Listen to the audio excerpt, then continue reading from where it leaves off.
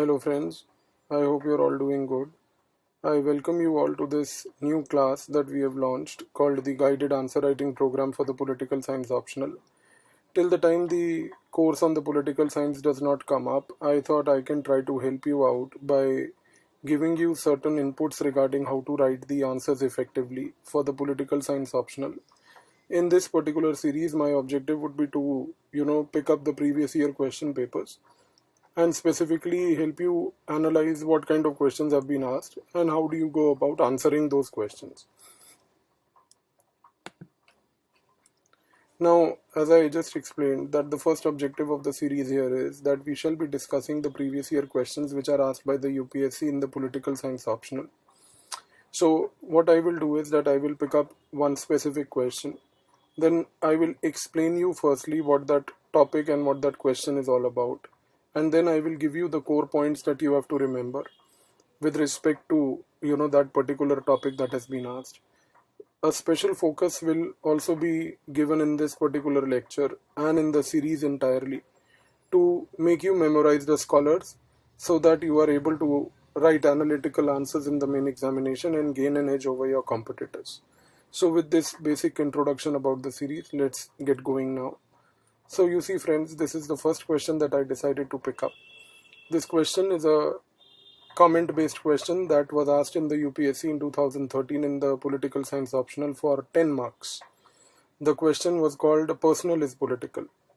Friends, this is a statement that has been made, and because it's given in quotations, you have to understand one thing, that obviously because it is given in quotation means that someone has spoken this.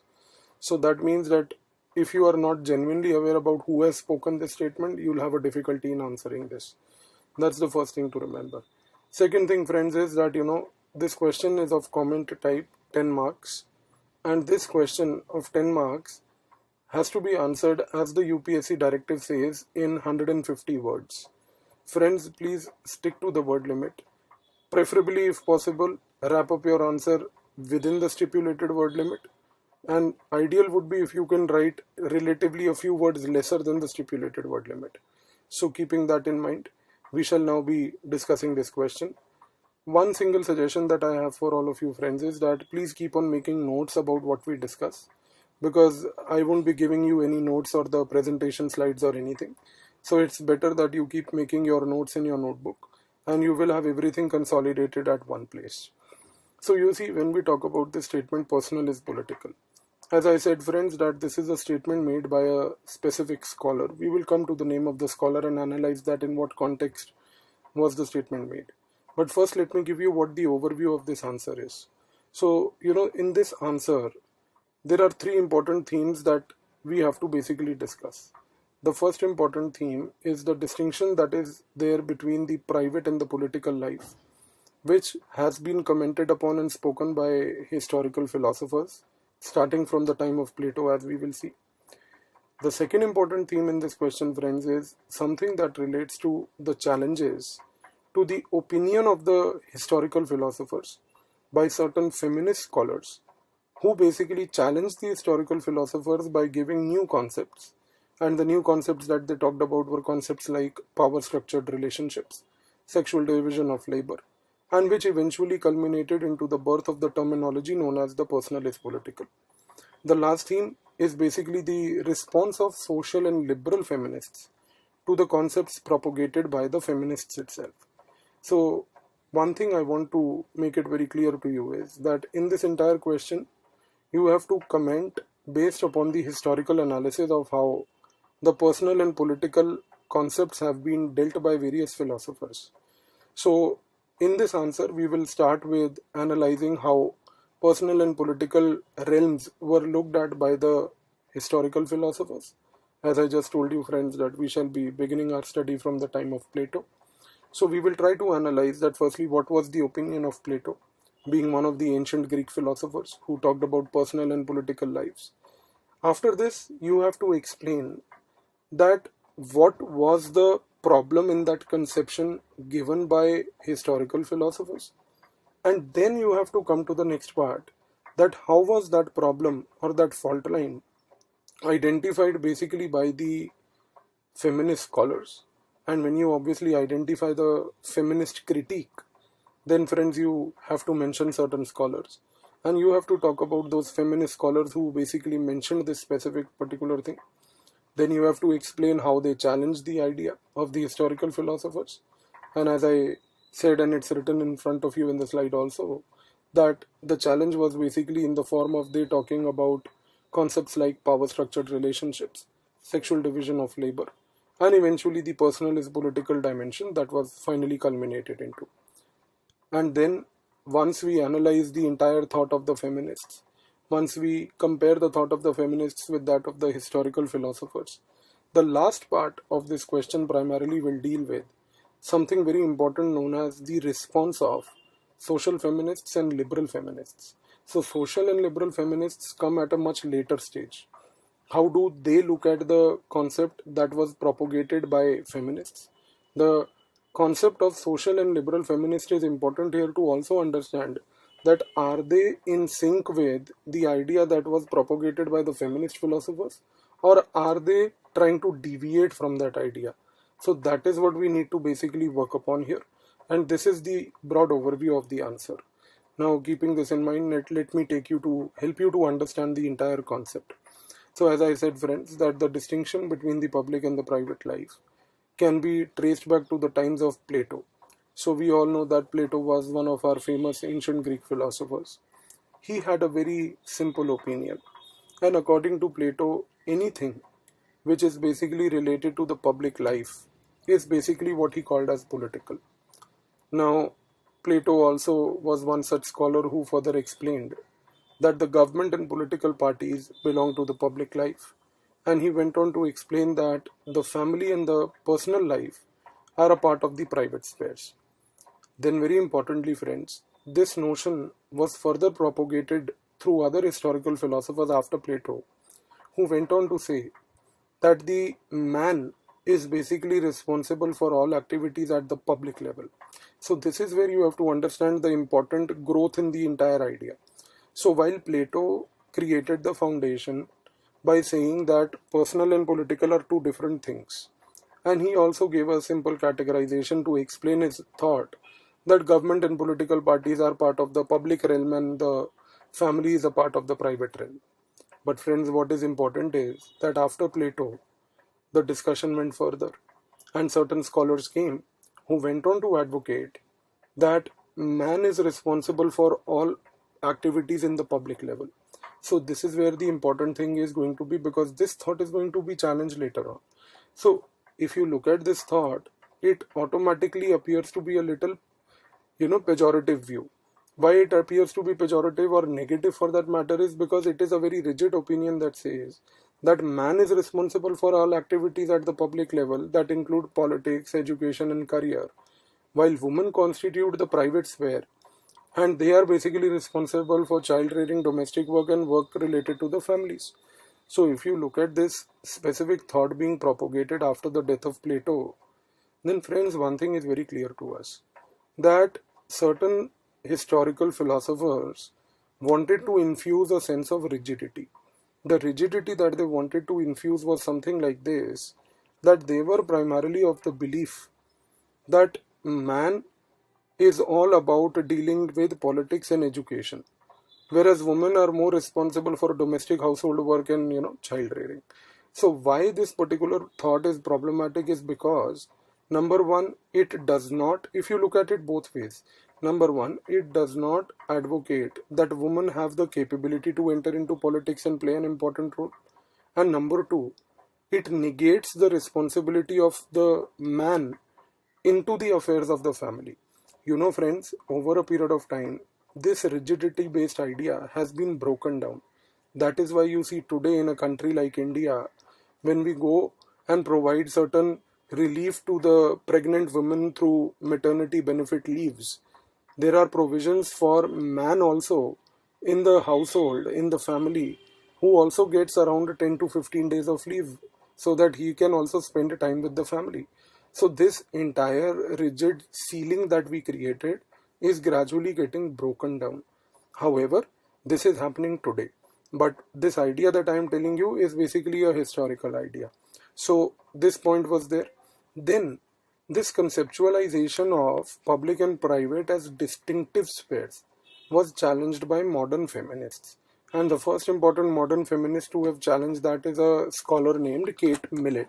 So you have to remember the name of Kate Millett. Now, friends, Kate Millett was basically of the opinion that politics basically is a power structured relationship, where she explained that politics is all about one group of people trying to control the other group of people. Now, try to understand this very effectively, friends. What happens in politics? In politics, there are a group of people. They may come together in a political party, or they may come together in the form of formation of any kind of political union.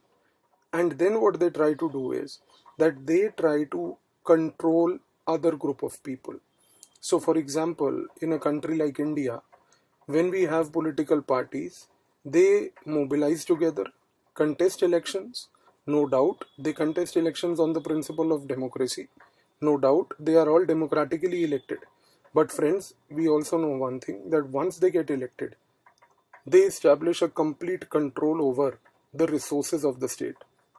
And then they decide that which particular group in the society will get how many resources and how much of resources. So friends, one thing is what Kate Millett is trying to say here is exactly the same. What she's trying to say is that politics is a power structured relationship, where the power structure is such that there is one group that tries to exercise power and control over the other group. Now, Kate Millett, as a scholar, tried to explain this conception in a traditional household to challenge the historical philosophers. Kate Millett went on to say, friends, that in a traditional household, the relation between a man and a woman should also be seen as a political setting where the men try to control the woman. Friends, this is a very common thing we observe in our day-to-day households also, that there is a complete dominance, or rather I would say, if I use the word of Kate Millett, a power structure, where the men in the household try to establish their control over the woman in the household. So you see friends, what is Kate Millett trying to do? She explained the concept by taking the explanation at the political level, by saying that at the political level there is a power structured relationship where one group of people try to control the other group, and from a macro view she is coming down to a micro view. And at the micro view level, what is she trying to say, friends? She is trying to say that the similar kind of exercise is visible in the households. So while the household may not be a political sphere, but she asserts that we should look at household as a political setting. Because when we look at the household as a political setting, what is happening in the household is precisely what is happening at the political level. And she says that there is complete application of an idea where men in the household try to control and assert their power over the woman. The feminists further also argued that the sexual division of labor is not natural but is a political act which has been preserved through mobilization of bias against the woman. Friends, this is a very crucial line if you observe carefully, because in this particular line, the feminist scholars, starting from the idea of Kate Millett, what they are trying to say is that in the society there is a sexual division of labor. Now try to look at what Plato said above. Plato also said that, public and private are separate. Then I just told you that after Plato there were many other philosophers who came. And what did those philosophers do, friends? Those philosophers also propagated this idea that man should focus only on the politics and woman should focus on the households and domestic work. Friends, this is what precisely the feminists are trying to say here. They are saying that the division of labor, the sexual division of labor, that man should only do this, woman should only do this, is not something which is natural. It is a political act. That means that it has been politically decided by a group of people who want to basically control the power structure. That is what Kate Millett is explaining here, and which has been preserved through the mobilization of the bias against women. So there is a bias against the woman that they are trying to assert, that because of which the women are not given adequate opportunities. Friends, if you try to apply this point to the context of India, very recently, if you have read the news, it is in the month of August that the Supreme Court of India made a very categorical judgment stating that the woman should be allowed to take the examination for the National Defense Academy. Friends, that is precisely what this breaking of this bias here is being done through. So what Kate Millett had been advocating for, that the men try to control over a group of people and men try to control over the woman in the household, is similar thing that was visible in the armed forces in our country. That in our armed forces there was a view that was often being propagated that there has to be a sexual division of labor and women are not ready for combat. How can you say women are not ready for combat? Women are no different from men in the case of combat. They can play an equally important role. So this bias, which basically was something that was used even in India to justify the sexual division of labor in the armed forces, has now been eventually broken down. Because this political act that NDA examination should only be for the men was not something natural. So I hope you are trying to understand this very important statement, that sexual division of labor is not a natural but is a political act which has been preserved through the mobilization of bias against the woman. Similarly, if you go a little ahead, friends, many feminists tried to break this public-private divide, and Jean Elshtain was a prominent feminist in this regard. The term personal is political is also further popularized in the 1960s by Carol Hanisht. So Carol Hanisht is basically the scholar who actually popularized this term, building on the previous debate started by Kate Millett, that personal is political. So friends, it is in this specific backdrop that we now observe that the social feminists supported the idea that public-private divide, and they basically favored that the state should take care of the extra burden from the woman by providing women with options for taking care of the child at work. So, first thing that I want you to understand very clearly is that the feminists have very clearly stated that sexual division of labor is not a natural but is a political act. Second thing is that many feminists have tried to break this public-private divide. Jean Elshtain is one of the prominent scholars in this regard. The term personal is political was also further popularized by Carol Hanisht. So Carol Hanisht is the one who has given this statement. So if you go to the previous slide, I said personal is political. It's given in quotes. The statement is actually given by this lady, Carol Hanisht. That is what you have to keep in mind. And now, based upon this idea, so till now what has been very clear to us, friends? Till now what is clear is that Kate Millett started talking about that, the power structures are basically irrelevant. Further, feminists broke down that power structure. Jean Elshtain was one of the prominent scholars in breaking that public-private divide.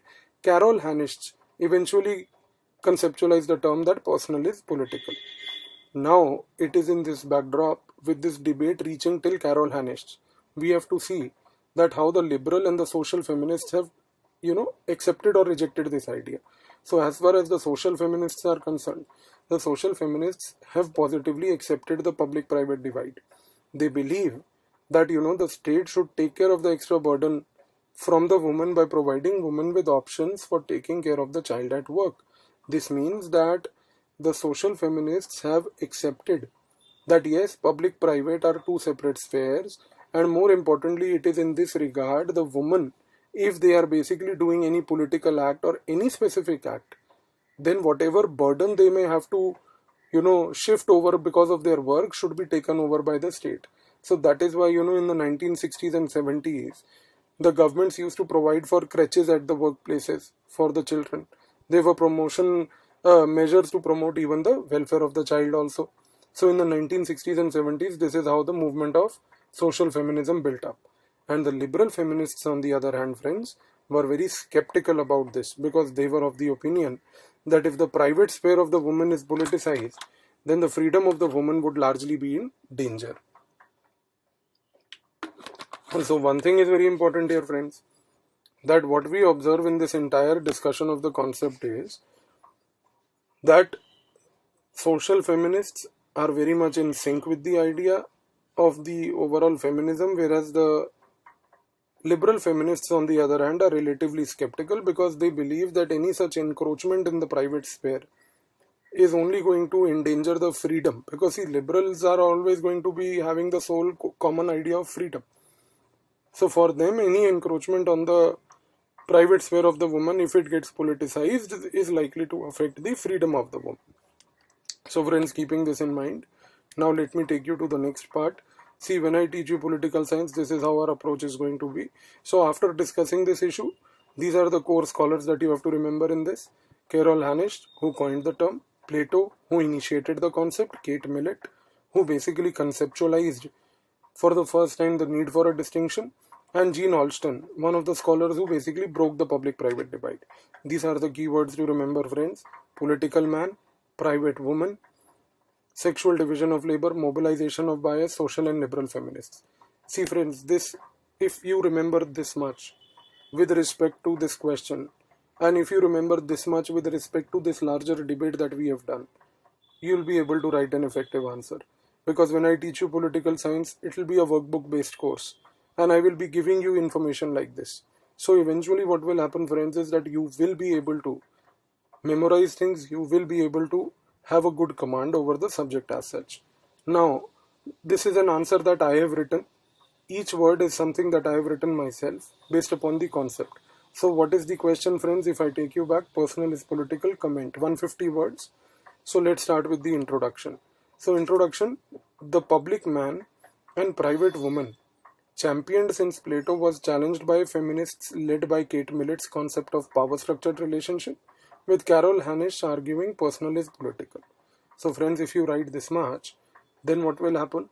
In this one specific line, you have communicated to the examiner the entire idea of what your answer is going to be. In the guided answer writing program that is going to start for the general studies next month, this is precisely what we are going to discuss, friends.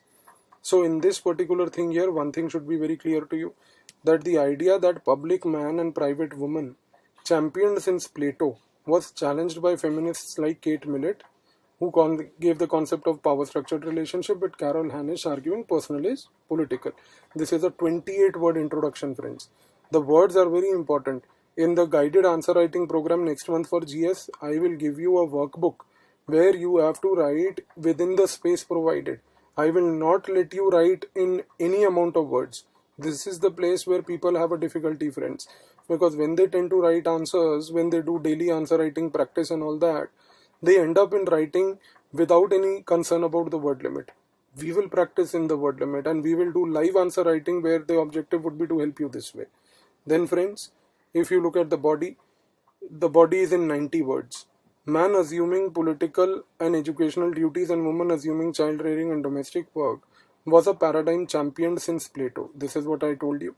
The modern feminists, Kate Millett, challenged this notion by the idea of power structured relationship where one group of people controlled the other, and advanced the relationship between man and woman in a household. This is what I told you, that this is what precisely Kate Millett also did, friends, that she extended the idea over all the way to household. The feminists rejected the sexual division of labor, which they believed was more political than natural. This is what I explained. Jean Alston asserted the mobilization of bias against the woman, and Carol Hanisch popularized personal is political in the 1960s. So friends, in 90 words, you have summarized everything that I explained you here in this concept. Everything. And more important is, friends, that in the conclusion, which is in 28 words, you write, social feminists favored state providing measures for the child welfare, but liberal feminists warned loss of freedom by politicizing the private space. This is what was written here, friends. If you see the last two lines, that the social feminists supported the public-private divide, that state should take care of the extra burden for the woman by providing them options like crutches, and also at the promotion of child welfare measures, whereas the liberal feminists were skeptical about, because they were of the opinion that any private sphere politicization is going to endanger the freedom of the woman. So see how we have put it here. Social feminists favored the state providing measures for child welfare. So in a single line, I have conceptualized and compressed every thought, but liberal feminists warned loss of freedom by politicizing private spheres. 20 words. Friends, the entire answer, which had to be written in 150 words, in front of you is written in just 138 words. This is precisely what the demand of the exam, friends, is. If you are able to understand this much, if you are able to write your answers this way, I promise you success will be yours. In the guided answer writing program for the general studies that I am starting from October, come and join that program, and I promise you that your ability to write answers, your ability to express, Your ability to develop this concise thought is what we will try to work in those classes. So I hope that this question was clear to you. In the next video, we'll pick up some next question and we'll discuss that also. Thank you, friends.